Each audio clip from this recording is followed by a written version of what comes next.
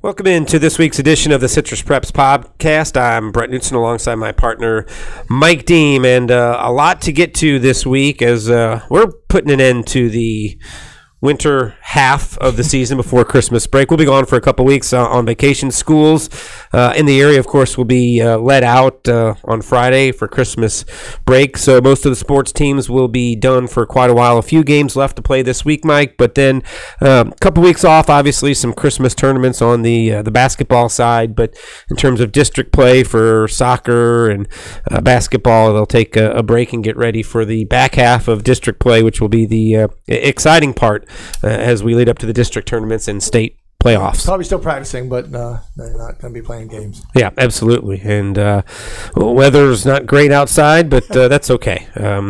We've talked about that before. They'll be fine. They'll make it through. Yeah. When we talked last week, we mentioned that the FHSAA would be coming out with the new district assignments in football first. They're going to do it in all sports, and that's going to be interesting when we get through to the other sports because, remember, the playoff system is changing for boys and girls basketball, boys and girls soccer, as well as volleyball, baseball, and softball. So it'll be interesting to see how they do that. Remember, you're going to be in a district for those sports, but you do not have to play a district schedule. You get seeded for the district tournament by your Max Preps ranking. After last week's podcast, and I appreciate head coach Ron Allen, also the athletic director at Lecanto, letting me know, because we talked about the Gulf Coast Athletic Conference. They're working towards finishing that off. He said early January they'll have a meeting and sort of put the finishing touches on that, which basically is just going to give those schools a conference to play in. We'll give you games to fill out your schedule because, as I said, even though you're in a district, you do not have to play a district schedule. You do not have to play a team in your postseason district all year long if you don't want to, and it creates some obviously scheduling and keep travel rivalries issues going too. You know, and that's the key. Hernando counties or Citrus counties. It'll be all the Citrus and Hernando County schools in that conference, so that should be fun. But football has already made their changes. No changes to the football playoff system. It continues like it has. Class 1A, 2A, 3A, and 4A. You are not in a district. You're only in a region, and you will be seeded by obviously the point standings and where you fit there. 5A through 8A is going to continue to be districts. Remember, in those, you're in a region of 4 districts. The 4 district champs automatically get in the playoffs, are seeded 1, 2, 3, and 4, depending on what their points are, and then the next 4 teams are the wild card. So that's how that will work. It's the same thing as it has been. But the changes, of course, are because of population. That's another thing that I know a lot of people have been talking about. Yeah, well, a couple of different things. Remember last go around when they did this, just use Lecanto for an example. They were like they are now. They were a class 6A in terms of population. They were very close to the number like they were this time. They were able to petition the FHSAA. They dropped them down to 5A because of travel and the concerns that Lecanto raised. And they, of course, were in the district with Crystal River and Citrus and Nature Coast, Weeki Wachee Central, and Hernando. This time around, there is no appeal.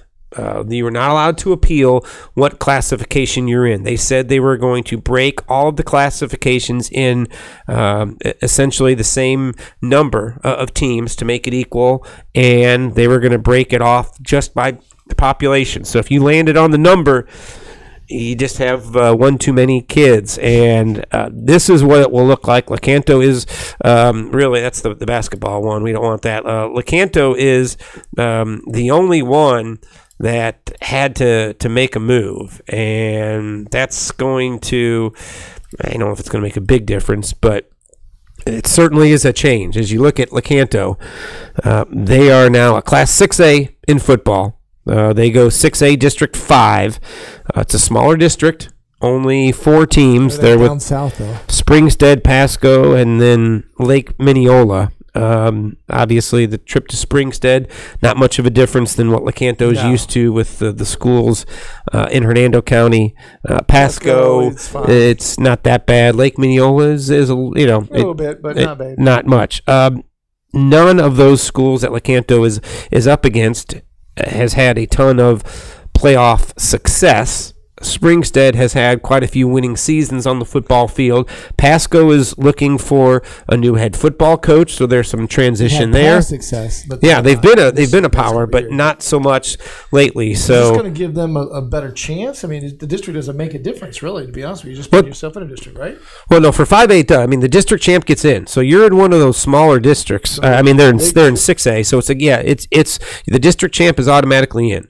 So you win 3 district games, you go to the playoffs. And that will be interesting for Lecanto, and it brings up another issue that everyone has talked about, which was, I mean, do we really want these small districts? And this isn't a 3-team district; it's a 4-team district. You only get 3 district games, so Lecanto obviously has got to fill out their schedule with 7 other opponents. I would assume it would still be, and we'll talk to Coach Allen and Coach Harper and get an idea what they're going to do with schedule. I'm sure most of the schedule will stay the same. They're still going to play Crystal River and Citrus. But does that hurt them because they're going to be 5A now? Well, they're 6A. Well, I'm saying they're going to be 6A. And they're going to be playing 5A teams. Well, the point system still shows no differentiation between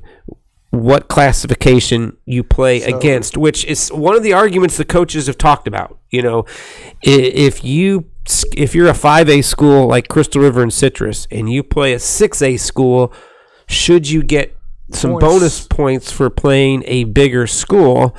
The old Florida playing, Southern Mississippi, whatever. Yeah, and so they don't do that now. You don't get bonus points for playing up a classification if you play an opponent. Same thing for Lecanto. They will not lose any points or get less points if they beat a 5A school like Crystal River or Citrus that's on their schedule. And there's been talk about what will happen and how do you do that, because what if they lose to those schools? Does that make a difference on them? It's the same as losing to any other school. I mean, because you're gonna get your points. Net zero, basically. Yeah, you want everybody on your schedule to win every game they play. Right. And that gives you the most bonus points. And this is why we saw last year there was a winless team that got into the state playoffs because everybody they played had good enough records. Another team that had won a couple games, they played teams with bad records. I mean, you get your point values by the 4 different categories these teams fit in. So it's all based on what your record is and your opponent's record is. And so they haven't done anything with the classification. So it's not going to hurt Lecanto to play a 5A school. It doesn't help the 5A schools to play a 6A, although there's talk about that. But, but that's wwhy, and in scheduling you're going to have a problem because, if you're not want to play like Lecanto, most teams will want to play Lecanto. They've been some off years, so they figure they can beat them. But you play a good 6A school, if you lose, it doesn't help you. Well, I mean, and I think that's what Dunellen is an example this year of scheduling tough, and how does it pay off? Well, for Dunellen, it paid off because they got a ton of extra power points. They got 3 bonus points for every team they played who had made the playoffs the last 3 seasons. And even though I believe Dunellen lost 4 or 5 games in the regular season, they still got into the playoffs rather easily because their schedule was loaded with, I think, 9, if not all 10 opponents were former playoff teams. You can do that, and you could be willing to not have a great record but get a lot of points that way. Or you can schedule soft, assume you're going to win all 10 of your games, hope that some of those teams will finish 5-5 or maybe 6-4, and you'll get enough points that way. So there's there's a couple of different ways, variations. or do the mix. Play a couple of teams that you know are going to be really good, and they're going to finish with 8 or 9 wins. Schedule a couple of easy wins. We'll see. But the biggest change, obviously, is for Lecanto out of the district with the teams in Hernando and Citrus County minus Springstead. Yep. So will that see? It's a 2-year cycle. We'll see if it makes a difference. Now, the other big change is in 5A. Again, we've got this graphic up here for you to look at, because remember, they're divided into 4 regions throughout the state. Region 2, District 5, 6, 7, and 8. The district champ from 5, 6, 7, and 8 automatically qualifies for the playoff.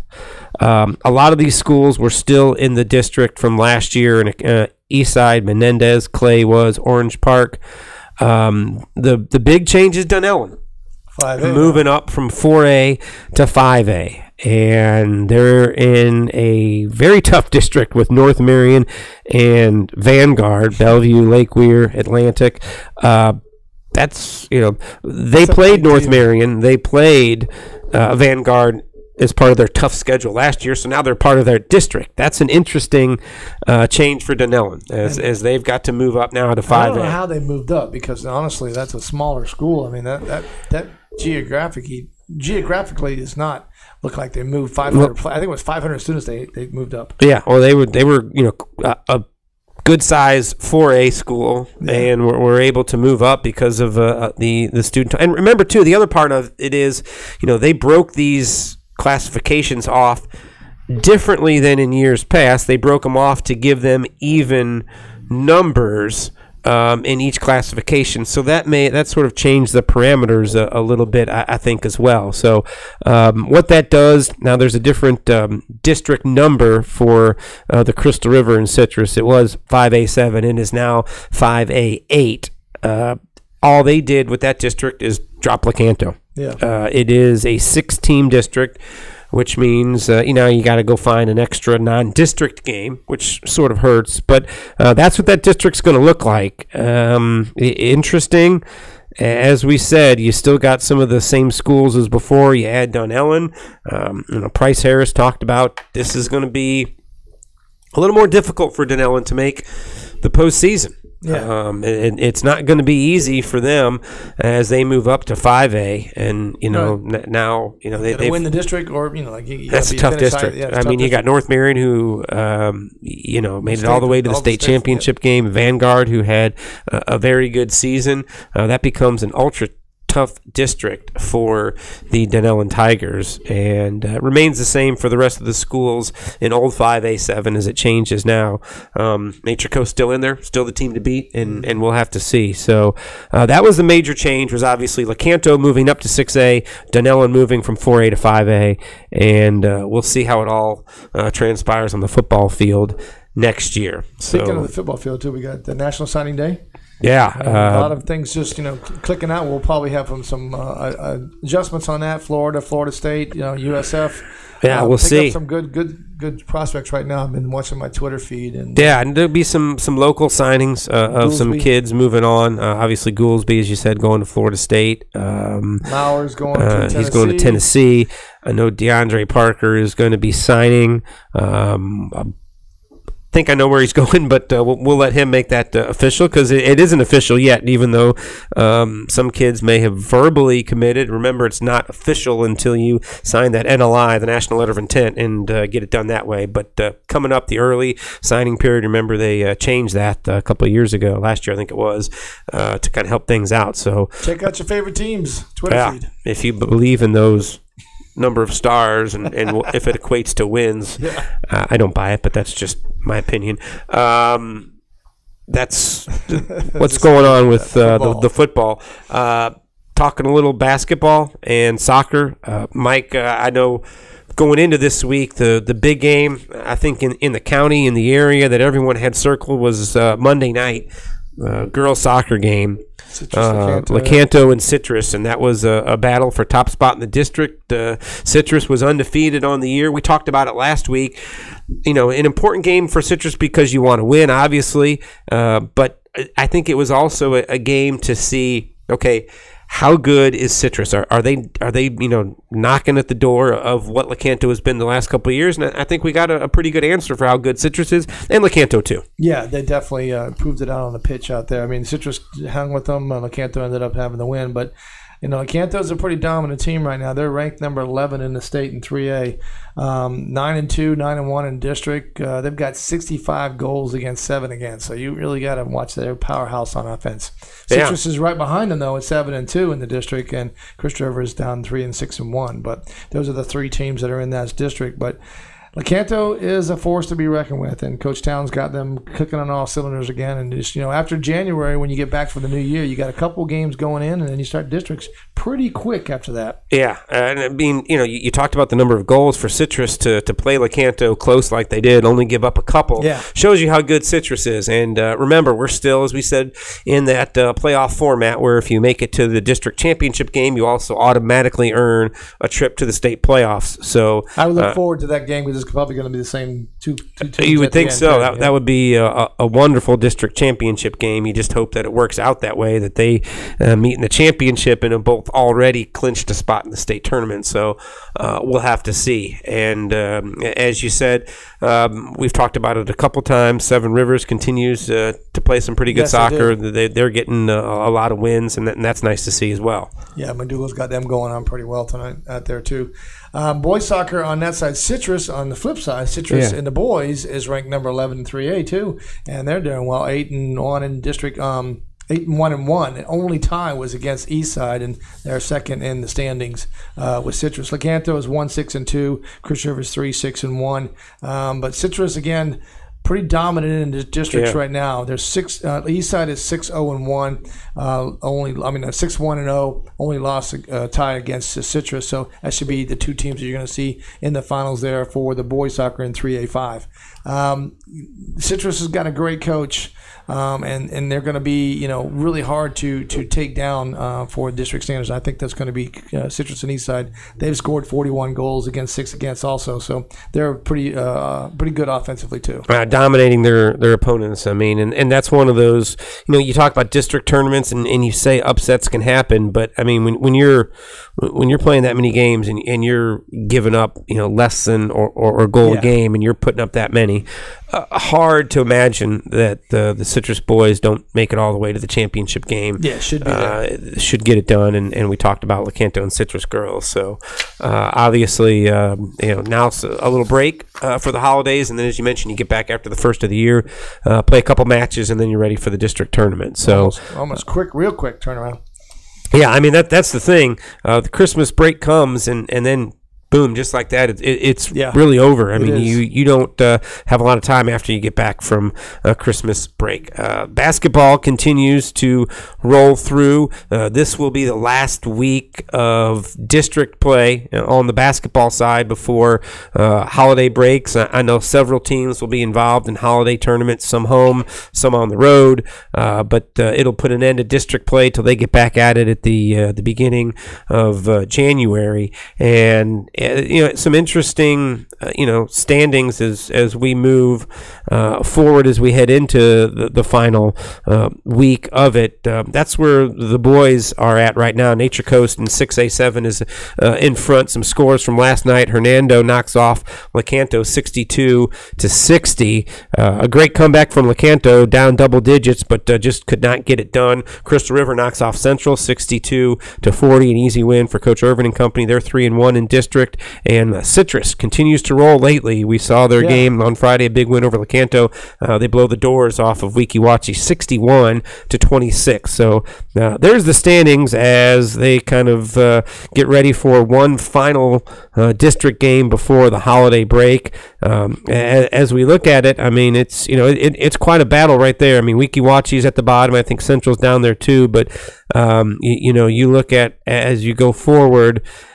Crystal River certainly appears to be the team right there next to Nature Coast, but I think Citrus, Lecanto, and Hernando are going to have something to say about it. Mm-hmm. And what that comes down to, Mike, is seeding for the postseason tournament. And like we talked about, you want to avoid Nature Coast in the semifinals. You want to make sure that you're seeded where you don't have to play them until the finals, and that's what the jockeying will be done moving forward. And, as we talked about, also kind of get things going after Christmas break and try to play your best basketball. We've said it a couple times. Citrus is a team that usually picks things up after the break, maybe a little earlier than expected now. They've been good the last couple of games. They looked real good against Lecanto on Friday. Good on Friday. And they came out in the second half. It was a tight game at the halftime, but they came out pretty well. Balanced. That Coach Densmore had them pumped up for the second half. They got it done inside and out. Lecanto kept they got a good balance. Pushing. Yeah, Lecanto pushed a double-digit lead down to single, and then Citrus would push back. It was a nice back-and-forth game, but a good game. And, at 1-2, I really thought Citrus needed that win to avoid falling to 1-3. They got the win, and then they continue rolling with that win over Weeki Wachee. Tough break, I think, for Coach Velarde and his group. They probably felt like they could have won that Citrus game. They were in position. You go down to Hernando last night, and you get down by, I think, as many as 17 points. That's a tough hole to climb out of. Almost got it done, but didn't. So I'm sure they're looking at it going, man, there's 2 games that we sort of maybe gave away in the district standings to fall to 2-2, where they could be 3-1 right now. And then Crystal River. The lone district loss was the first one against Nature Coast. No trouble with Central as they beat them last night by 22. Coach Irvin has a talented athletic group, and he's talked about it. Last night 62. They got to be up there in the upper 60s, 70, 80 points a game. That's their pace, and I think they believe they're the team that's best suited to try and knock off Nature Coast. And now it's up to Hernando and Lecanto and Citrus to prove that they can knock off Crystal River. So far, Citrus had their chance. They didn't get it done. A close ball game at Citrus. And now Lecanto will get their chance on Friday night as they travel over to Crystal River to try and knock them off. And I'm sure Coach Velarde's going, we don't need a 3-game losing streak heading into the break. So that becomes a big one on Friday night. Yeah. I was also impressed, with Citrus on their balance, because they have some tall guys, some athletic guys in the middle. I think they could eventually get those guys going, Yates and Gonzalez in the middle, along with Shamblin on the outside and Armstrong. I was really impressed because Lecanto was trying to push the ball up and they stood with them and they stayed with them on the up-tempo basketball, but they also was able to drop it down low in the paint and be able to score some points. So I look for Citrus to actually start moving ahead a little bit. Crystal River has got the athletes, though. Yeah, and they're the ones that are going to be able to push it and be able to say. A little bit the size difference on Lecanto is going to have a difficult time for Velarde putting on the inside with Nature Coast and some of the bigger teams. It's going to be interesting on Friday night to see what that score ends up there with Crystal River and Lecanto, because we know the Panthers will want to go up and down, and the Pirates love to go up and down. That's going to be just an absolute. It's going to be an exhausting game. It is. It absolutely is. Should be a lot of fun out there on Friday night. Our game of the week will take place out at Lecanto High School on the girls' side, as it's Crystal River and Lecanto. And as we look at the girls' standings, all of a sudden the Lecanto girls have gotten hot. They've won 4 in a row.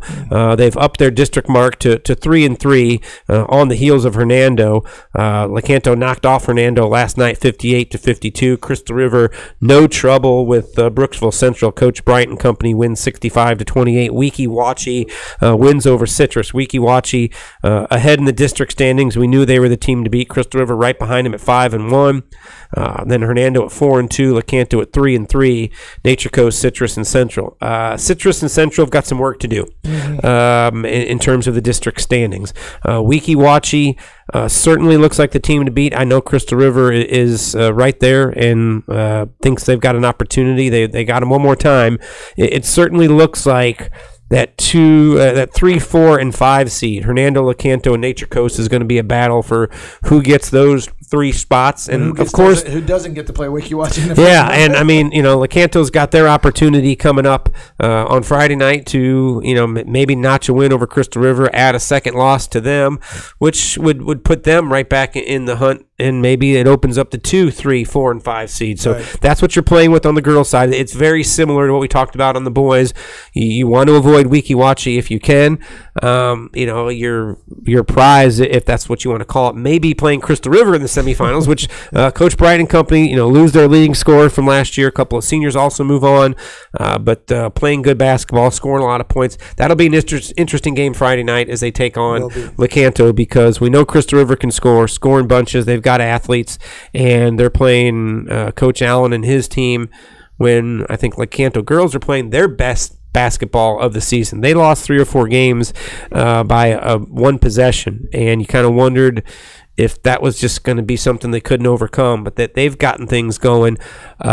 Citrus and Coach Bryant over there at Citrus, she's got some work to do with that group in the second half of the season. They've got to try and figure out a way to get things going in the right direction. The good news is they've already played Weeki Wachee a couple times, so they don't have to see them the second half of the season. That always helps. Yeah, it does.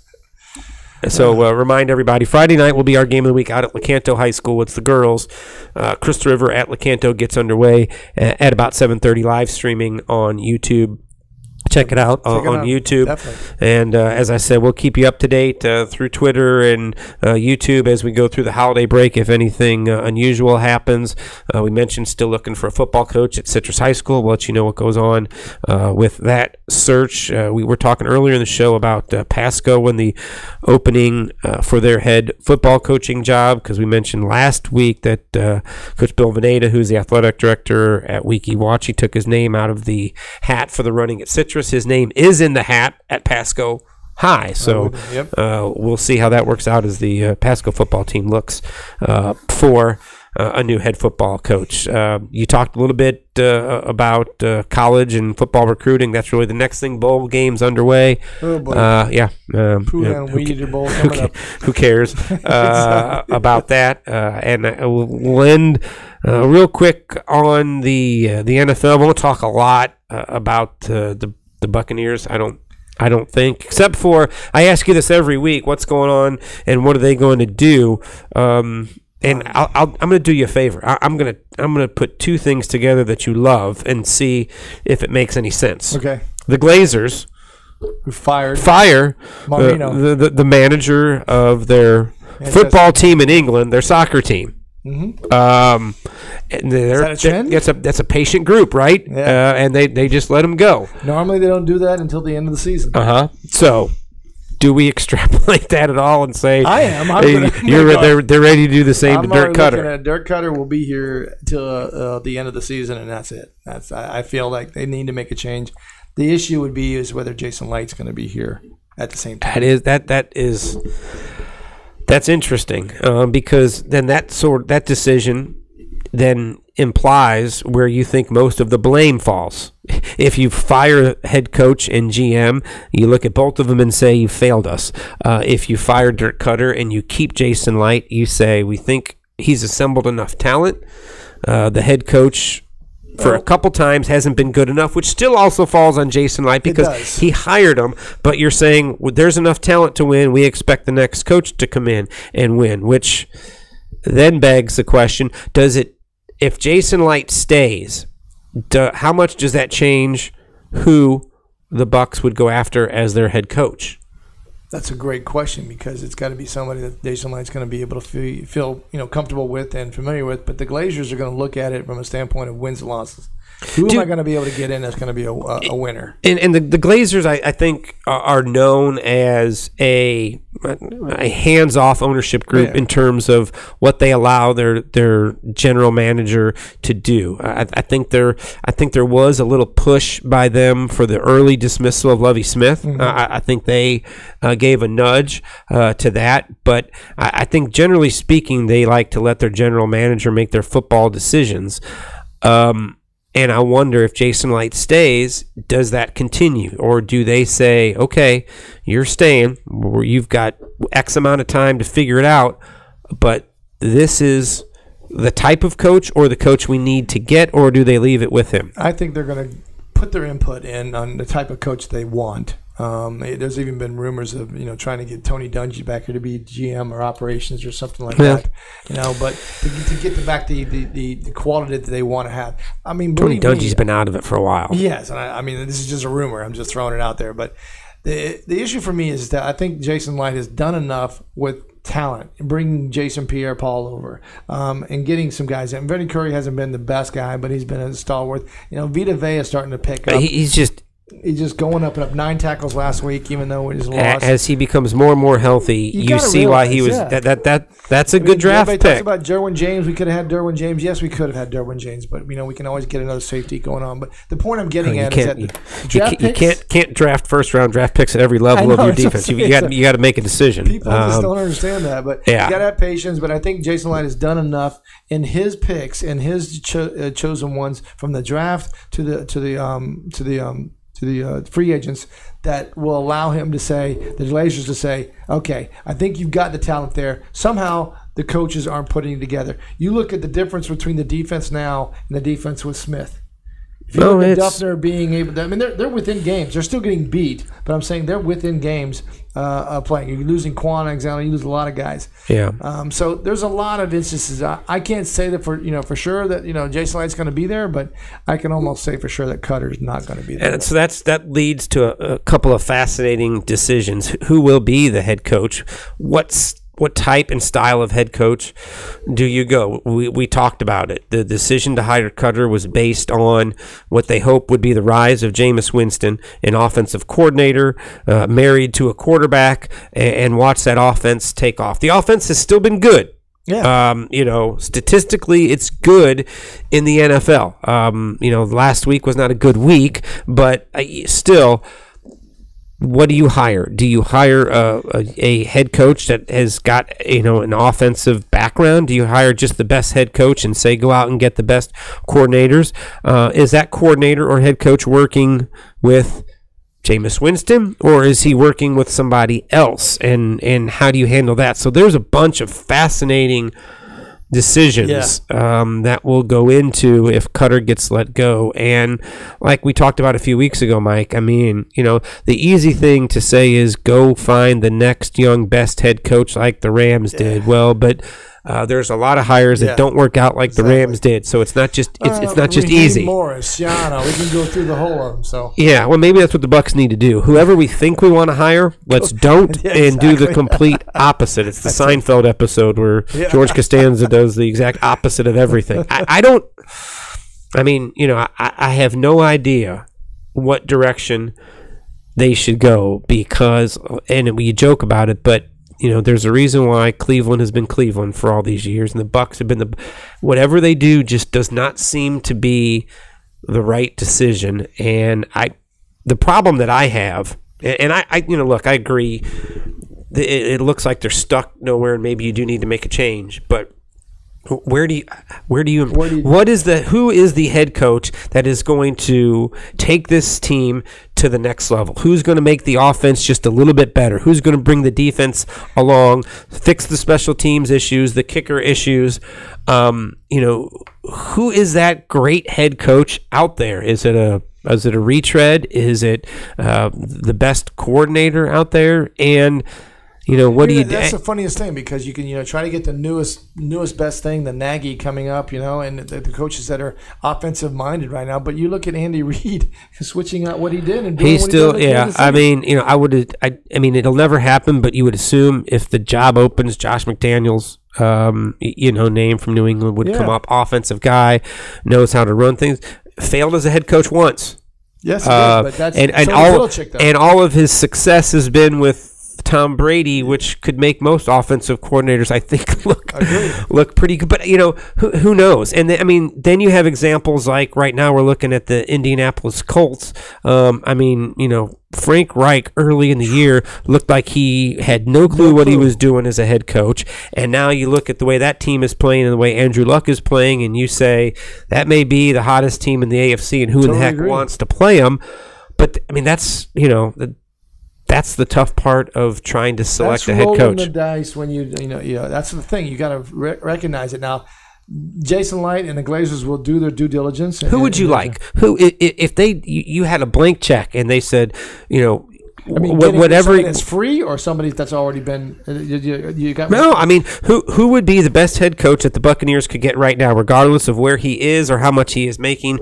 Or I'm not talking about prying Belichick away from New England. Nothing as crazy as that. But who's a guy who you're not go through the list of guys that will not be coaching here. We've Bill Cowher's not coming out of retirement to coach, so none of those. But who? I think what is going to happen is there's going to be a name like the Tony Dungy's that you didn't hear as a head coach, who's an offensive coordinator, defensive coordinator somewhere.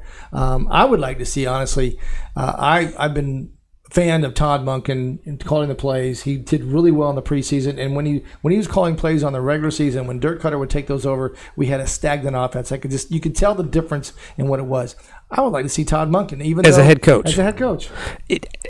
But isn't that just what you did 2 years? That's what I'm saying. You said we've got a really good offensive coordinator, and we got a really good offensive coordinator. Somebody may hire him, so we're gonna hire him as head coach. Stop me if you've read this story once before, and which makes me think there's no way Todd Monken's going to get the job because you can't do that. That's why I was hesitant to say it, but that's what my thing. I felt you can't comfortable do with it, him. and who's you're not. Hugh Jackson's looking for. You're not bringing Hugh Jackson. I mean, who are you bringing in? Todd Haley. I don't know. No, you're not bringing in Todd Haley. I mean, there's you're not bringing in a college coach. I would think that would be the wrong thing to do. There's no way. Which again, as I look at it, are you better sticking and staying with what you have? I've said that before. I would like to see that, but I don't think that's going to happen because of what's happening now with the team. It just seems like there's a disconnect between Cutter. They all want to play for him. They want to, but if for some reason it just doesn't get across for whatever he's trying to do. I don't know. It's coaching. It's coaching. It's coaching. There's talent out there.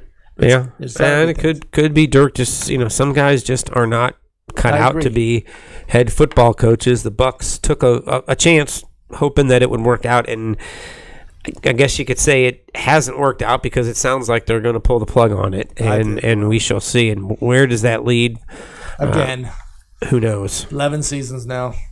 It's a generation of kids that have no clue that the Tampa Bay Buccaneers were winners of the Super Bowl. But then there was 3 generations before them that had no clue either. There's a small window that know anything about winning. But we talked about that. Someone mentioned, and they could be right. You could have 3 new head coaches in this division next year. You could. After the performance by the Carolina Panthers. If Ron Rivera is let go, I would hire him in a heartbeat. As the Bucs head coach. Sure. After what you see from that offense. Yep.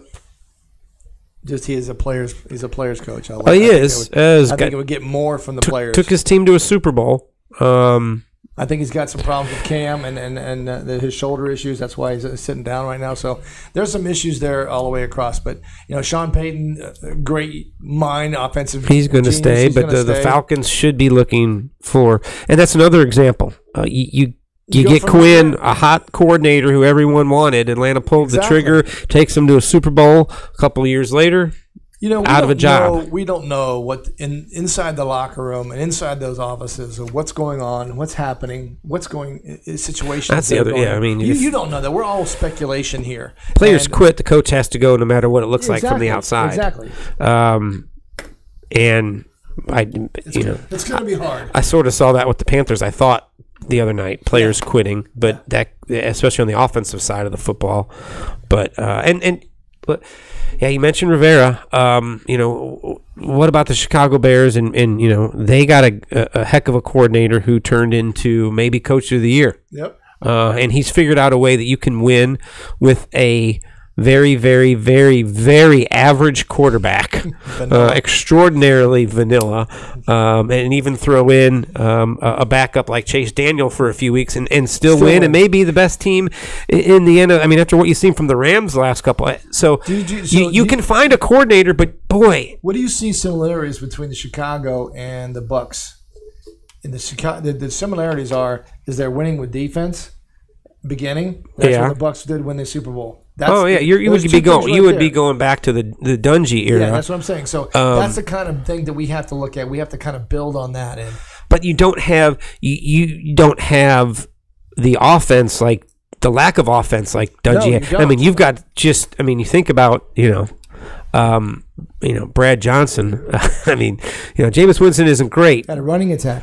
But look at the weapons that are here for Tampa that weren't there But agree. back then. But yeah, I mean, Johnson, defense. Keyshawn, you got some guys, but you had a tandem running situation. You have a linemen the line was good. The problem is even though you've got the outliers like the Bears, everyone's going to point to the Saints, and the Rams, and the Chargers, and say the league is Kansas City. Yeah. The league is all about offense, and you better bring in either a coordinator or a head coach who knows what he's doing on offense, because we're going to win games 53-50. But it's kind of funny as we get later. I was going to say the defense is starting to rise up, isn't it? I mean, look at the way the Saints have looked the last few weeks. I mean, you take their game against Dallas or team against Tampa and the game against Carolina. Either they've gotten it figured out or teams are, I don't know. Defense is always going to win championships. You can win a lot with defense, and maybe it would make sense if that's where the Bucs went, just because they tried the other side and it didn't work. Exactly. So your vote is for Ron Rivera.